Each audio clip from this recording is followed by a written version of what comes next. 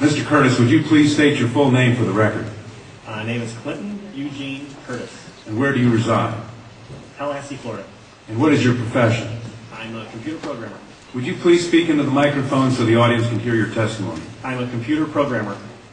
Mr. Curtis, are there programs that can be used to secretly fix elections? Yes. How do you know that to be the case? Because in October of 2000, I wrote a prototype for President Congressman Tom Feeney at the company I work for in Oviedo, Florida, that did just that. And when you say did just that, it would rig an election? It would flip the vote 51-49 to whoever you wanted it to go to and whichever race you wanted to win. And would that program that you designed be something that elections officials that might be on county boards of elections could detect? They'd never see it. Mr. Would you answer that question once again? They would never see it. So how would such a program, a secret program that fixes the election, how could it be detected? You would have to view it either in the source code, or you'd have to have a receipt and then count the hard paper against the actual vote total. Other than that, you won't see it. All right, Mr. Curtis, if you had been asked, you or others with your professional expertise had been asked to design a protective program that would protect the Ohio elections from against such software to fix the election, could you have done so? If we've been asked to make a program that can fix the election, sure, anybody can do it. No, could you have designed a program or a procedure or a protocol that would have protected Ohio against this kind of rigging? No, you have to look at the source code. You have to get probably programmers from both or all parties to look at the source code and determine if there's anything in there that shouldn't be there. I mean, it's a simple program. You're adding 1 to a person's total. It's 100 lines of code tops. All right. Are you aware of whether there was any protective action in Ohio against this kind of vote rigging through software? I don't know. You don't know? I don't know. You were not asked to assist in the development of any protective system. Is that correct? No, I was not. In Europe, have you reviewed at all the election results in Ohio? No, I haven't. Okay. Given the availability of such vote rigging software and the testimony that has been given under oath of substantial statistical anomalies and gross differences between exit polling data and the actual tabulated results, do you have an opinion whether or not the Ohio election, presidential election, was hacked? Yes, I would say it was. I mean, if you have exit polling data that is significantly off from the vote, then it's probably hacked. And your testimony is under oath? Yes, sir. And the testimony you've given is true? Yes, sir. Thank you.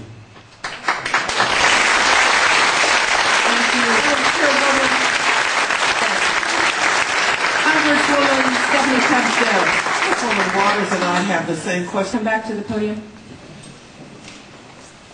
Who did you say you were asked to prepare? I was asked by Tom Feeney. He's now a congressman. At that time, he was Speaker of the House of Florida, Yang Enterprises, which was the company I worked for, lobbyist, and their corporate attorney. He wore a lot of hats. And at the time, he was the Speaker of the House of Florida. Is that what you said? Yes. Okay, thank you. Congressman. You say he was the lobbyist for the voting machine company at the same time he was Speaker of the House? I don't know what the voting machine company is. He was a lobbyist for Yang Enterprises. We had NASA contracts. And Yang Enterprises did what? Computers? Computers. Okay, and he was your lobbyist? Your company's lobbyist? Lobbyist for that company, yes. And he asked you to design a code to rig an election? Yes. While he was Speaker of the Florida House? Yes. This was during or previous to the 2000 election? Yes, October into September. And did he ever express why he wanted a code to rig an election? No, I immediately assumed that they were trying to keep you guys from cheating them. So I wrote up the documentation of what you would look for in the source code, how you would make sure that you didn't get, taken advantage of, make sure that all voting machines had receipts, because that way you could back count the ones that looked a little funny. And I handed it By receipts, you mean a paper trail? Yes, paper trail. And I handed that in to Mrs. Yang and said, here's your report, here's your program. And she said, you don't understand, we need to hide the fraud in the source code. Hide the fraud, not reveal the fraud. Not reveal the fraud because it's needed to control the vote in South Florida, was what she said. That's what she said. That's To what your knowledge, was this used? I have no idea. I was ready to leave, so I retired and left the company. Your testimony a moment ago, I think you said just before you left, in answer to Congresswoman Tubbs Jones' question. Would you just repeat what you said in terms of the exit polls? Oh, the exit polls should not be significantly different than the vote. And if they were, you would conclude what? I would conclude someone's playing with the vote. Not with the exit polls? That's possible too. Okay, I was going to ask why something is definitely skewed. something is skewed in one or the other about. Right. To select which one, you'd have to see where the problem is. Let me ask you one further question. Assuming for the moment that such software, that's what you call it, such software to rig a vote was used in one or more machines in Ohio or in Florida, could you today detect that if you looked at the source code?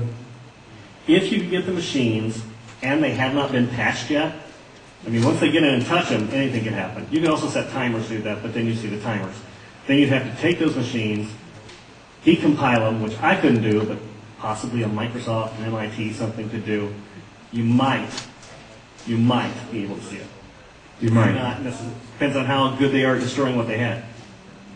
Destroying what they had by tampering with the machine afterwards, or by programming a destroy instruction in the first place? Right, because since you didn't... Either or both? Either or both. You didn't actually see what's in there, so you don't know if the code is running in a single executable or running in various modules. If it's running in modules, you can make the code actually eat itself. Let me ask you one further question. I've been told that people who assume that lots of the election results, or that a large fraction of the election result in any state may have been affected by deliberate fraud in the computer, are paranoid, because in order to do that, you have to have access to thousands of machines, and that would be readily detectable. To what extent is that true? It depends on the technology you use. If you did a central tabulation machine that fed in, all you'd have to do is set a flag. You set a flag, the central tabulation machine would then flip your vote.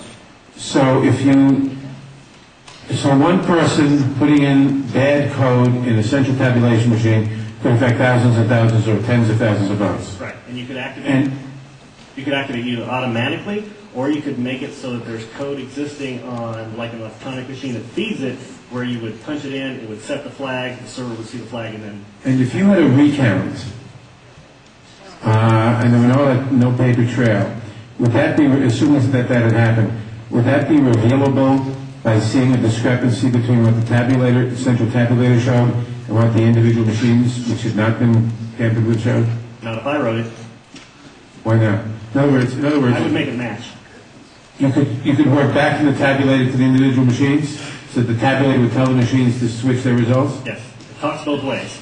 You can flip it to whatever you need. And they actually do talk to each other, the Yes. machines As long and as the it's tabulator. hooked up, as long as it's networked together, they can talk to each other. So in other words, there is absolutely no assurance whatsoever on anything with regard to these machines. Absolutely none, unless you look at the source code and make sure it's safe before it goes out. Thank you very much. Thank you, Congressman Mathers. I know that Congresswoman Waters has a question, and then Senator Miller, and then Congresswoman Stephanie Tubbs Jones. This will only take a moment if you would come back to the... I'm new at this. As you know, there has been a lot of discussion about, I think it was Diebold Company, their relationship to the president and the administration, and supposedly comments about helping to ensure that the president was reelected. In your world, in your environment, have you heard any of this kind of discussion? Do you know people who work for Diebold? Do you have any sense of any actions that may have been taken I don't know anything about that at all. Thank you. Sorry. Senator Miller? Thank you, Madam Chair. Sir, I suspect people will attack you in terms of your credibility. Could you restate once again your credentials? I'm a programmer. I worked for NASA, worked for ExxonMobil, worked for Florida Department of Transportation, and other elements of my story, because this company, well, let's get into it. Why not? This company also, they have NASA contracts, and they were basically downloading tons of information, I mean gigabytes worth, and handing them off to this little Chinese guy named Henry Nee, and it didn't seem right, and he was hacking things, and I wrote a program for DOT that allowed contractors to send their information into DOT, and he was kind of the quality assurance guy for software. He put a wiretapping module in the program that went out to the contractors so that it actually sent everything they sent back to Yang. So I reported all this, and just last March, I think, he was arrested for attempting to send anti-tank missile chips to the capital of Communist China. So, if that's correct, this is such a small thing. Of course, I think he only got a $100 fine. And no time. Thank you. Congresswoman Stephanie Tubbs Jones. Thank you. Thank you. We are now going to